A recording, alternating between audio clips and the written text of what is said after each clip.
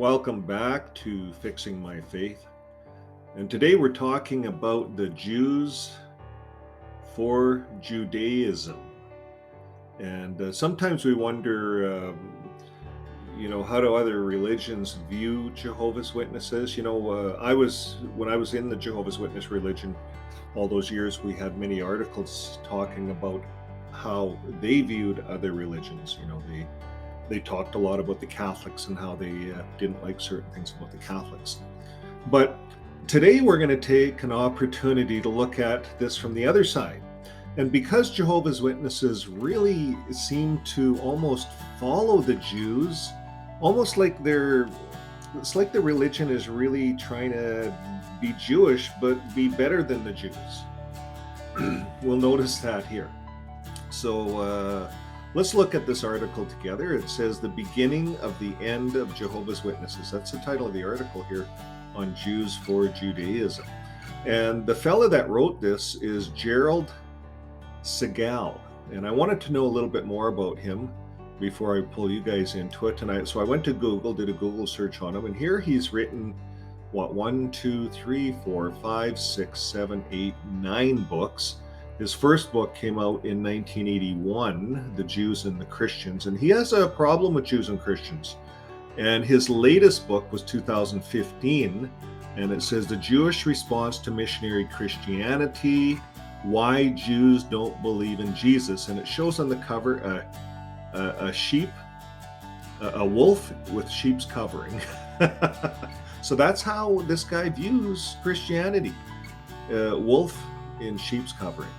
So let's see how he views, because he's targeted here. Now, none of his books target Jehovah's Witnesses. It's not like that. That's not how he writes.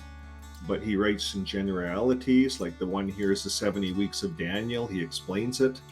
The Trinity Doctrine, Error, a Jewish Analysis. So he gets into a lot of the Christian beliefs. But here in this article, right on their paper, on this Jews for Judaism, they featured this article, The Beginning of the End of Jehovah's Witnesses. And let's read it together here. It says the Watchtower Society has written concerning the Watchtower magazines. Since 1879, it has been published regularly for the benefit of sincere students of the Bible. Over that extended period of time, the Watchtower has consistently proven itself dependable.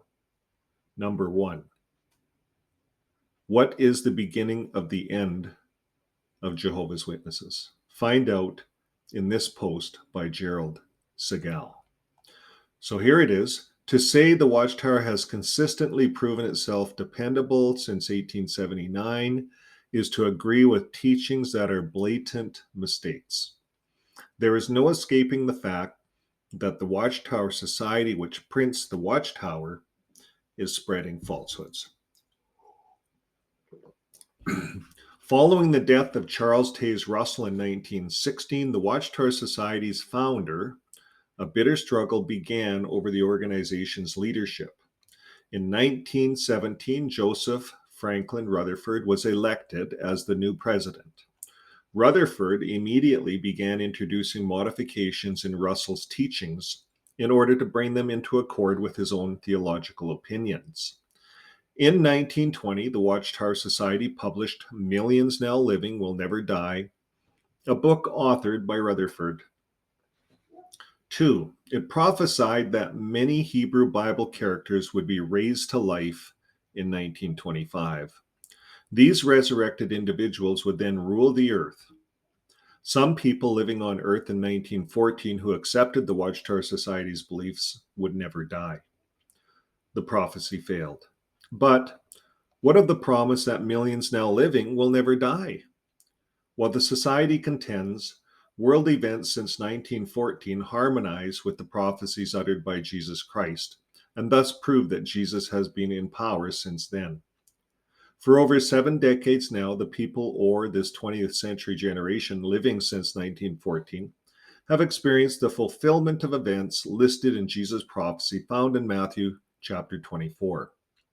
Therefore, this period of time is nearing its end, with the restoration of paradise on earth close at hand. Matthew 24:32-35, and compare Psalms 90, verse 10 and 3. When will this restoration occur? The Watchtower Society uses Matthew 24 and 34, and it says, "Assuredly, I say to you, this generation will by no means pass away until all these things are fulfilled." And the Watchtower uses this to show the specific generation in which Jesus is supposed to return. According to the Watchtower Society, the evidence points to the 1914 generation as the generation spoken of by Jesus. Thus, this generation will by no means pass away until all these things, including the apocalypse, occurs. So point number 4, Awake. The Awake magazine, also published by the Watchtower Society, has identified the generation in which Jesus is supposed to return by explaining that Jesus was obviously speaking about those who were old enough to witness with understanding what took place, suggesting that these would be youngsters 15 years of age. Point number 5. The Society said most definitely the generation logically would not apply to babies born during World War I. Number 6. Only a calculator calculate how old someone 15 years old in 1914 would be today to show that the prophecy is on the threshold of total failure. So if you think of it, 1914 to today is 2023 minus 1914. 109 years old they would be. So we know that's a total failure. So they calculated that if Jesus used a generation in that same sense, we apply it to 1914, then the babies of that generation are now 70 years old or older, number 7. Okay, for many years, each issue of the Awake magazine had the following statement of purpose with some variation, explaining why Awake was published printed on page 2. Most important, this magazine builds confidence in the Creator's promise of a peaceful and secure new world before the generation that saw the events of 1914 passes away. Can we expect this statement to undergo change or to be quietly dropped as the generation living in 1914 dies out? Yes, indeed. In fact, this change already occurred. The last time the above wording was used in an issue of Awake was October 22, 1995. Starting with November 8th of 1995 issue, the statement altered to read, "Most important, this magazine builds confidence in the Creator's promise of a peaceful and secure new world that is about to replace the present wicked, lawless system of things." To further cover up the failure of its Creator's promise, in actuality, the Watchtower Society itself, the Society stated, "We find that the important thing is not the date.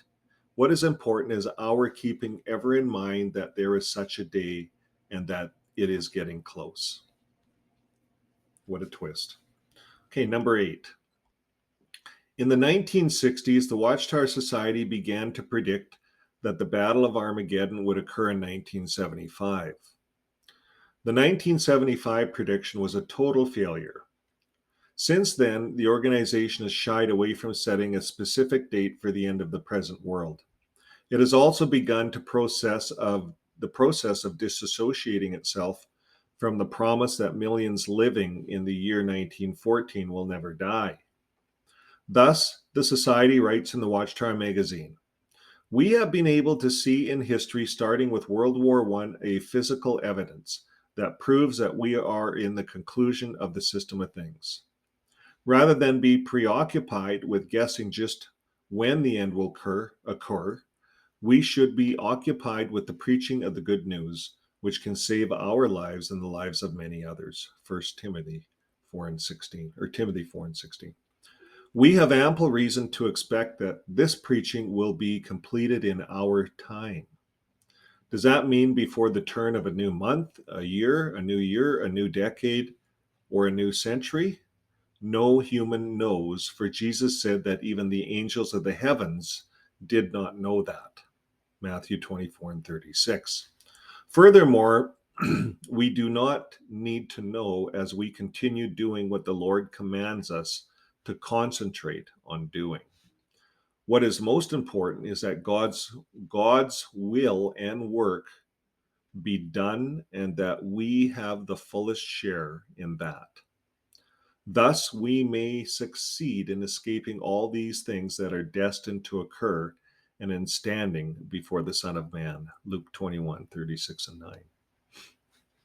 So you see there, the Jehovah's Witnesses have now focused more on what the Bible says, Matthew 24 and verse 26, that we don't know the hour and the date. We don't know the time. So it's like they're making a flip-flop here. So we carry on in the article. It says, now there is to be no more preoccupation with guessing just when the end will occur, and the possibility of ever imminent Armageddon is put off even into the 21st century. Certainly, by then, those millions of people who were promised that they would never die and will have indeed died. This claim made concerning the generation living in 1914 must be quietly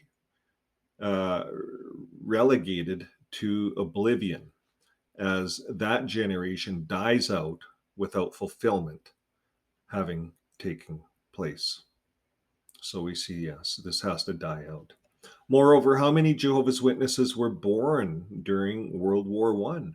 How many of them are still alive? Good question. Watchtower keeps that secret. Will the Watchtower Society disappear? Will millions now deceived leave that organization?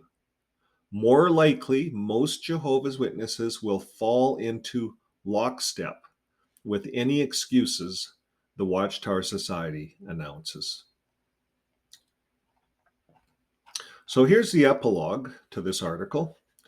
At least 5 times in its first century of existence, the Watchtower Society has targeted particular years for the commencement of the Battle of Armageddon.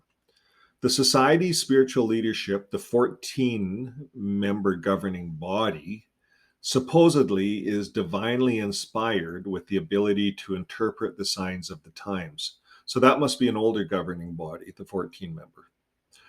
So it goes on to say, the Society alleges that it is Jehovah God's visible agency on earth, and that Jesus, having established the Messianic kingdom in heavens in 1914, is invincibly directing its every decision.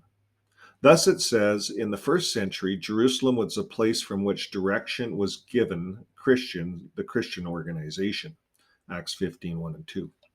But today such direction is provided from Brooklyn, New York. Yet time after time, the Society's predictions have failed completely. In every instance, when the error of their predictions becomes too obvious to deny, the Watchtower Society follows Russell's lead. When the old world order will not end in 1914, as Russell predicted, he did not admit to error, but rather revised his claims. He simply declared that, in fact, Jesus had defeated Satan and established his kingdom in that year, not on earth, as previously taught by the Watchtower Society, but in heaven. Russell declared that soon Jesus' rule would extend to earth as well.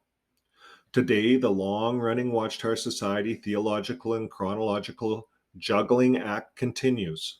The Watchtower Society misrepresents what it originally taught concerning 1914, that is, the establishment in that year of the Messianic kingdom on earth. It now claims that it always taught that what was established in that year was the Messianic kingdom in heaven. You see how they flip-flopped it? However, time is running out for the Watchtower Society. As each predicted end time date fails to materialize, computations are revised to put off the date of Armageddon. At the least, though, the Watchtower Society date of Armageddon cannot be later than the early years of the 21st century, when the last of the millions now living will never die, will indeed be dead. It is to be expected that the Watchtower Society, not wishing to dismantle itself in failure, that is, to admit to a paradise lost, will once more juggle the figures and propose still a later date for the arrival of the Battle of Armageddon. Nevertheless, the time is at hand to show the complete failure of the Watchtower Society's claim for the supposed second coming of Jesus in 1914. First New World Translation of the Greek Scriptures, Brooklyn Watchtower Bible and Tract Society. So it's just showing some of their where they got all their information. And looks like they what Jehovah's Witnesses have preached. So they went to the Watchtower Library, Gerald Signal. So that's the end of his article. Yeah, he brought up some really good points. We see the failure. Millions now living are dead. So it's kind of over. So where are we at now? Well, the Watchtower now is not focusing on end time dates. They've cunningly maneuvered this over, and we shouldn't be focusing on dates. So that's what was brought out in this article. So quite interesting. This is what Jews for Judaism. They don't have a real high regard for Jehovah's Witnesses. And sometimes it's good to know what the other side is thinking. Well, here you have it. And it's not far off. I would have to agree with what this guy is saying. As an ex-Jehovah's Witness, for me, being in the religion for 30 years and going to people's doors and knocking on people's doors, I agree with everything this guy is saying, this Gerald Signal. Okay, folks, well, that's the end of this article. Until next time, keep living your life with love. Bye for now.